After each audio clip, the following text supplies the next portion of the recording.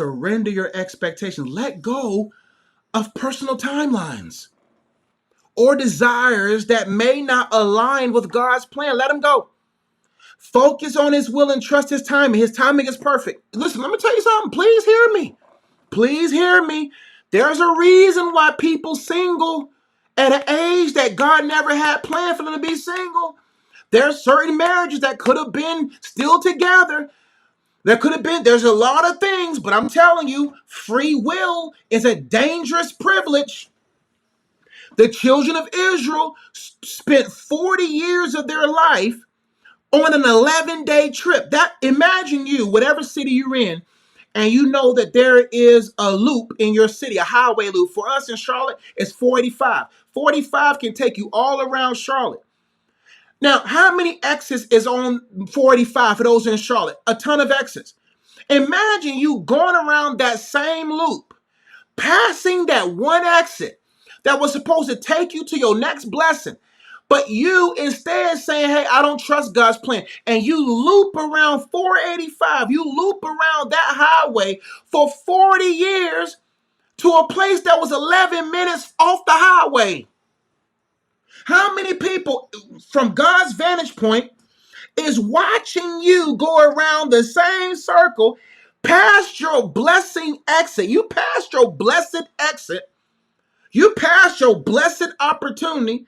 You passed that place to get off. And from where you are was only supposed to take 11 days, was only supposed to take 11 weeks, was only supposed to take 11 months. And now because you didn't get off that exit, now it took you 11 years and you've been single for 11 unnecessary years. Your marriage has been broken for 11 unnecessary years.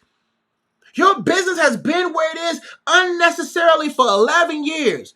And God said, if you would have just listened to me, this would have been over 11 minutes ago, 11 days ago, or 11 hours ago, 11 weeks ago, or 11 months ago. Trust me, I'll take 11 months over 11 years.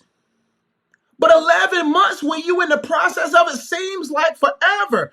But when I look back over the times that it seemed like it took years, I'll be like, oh, that was only 5 weeks? That was only 5 months?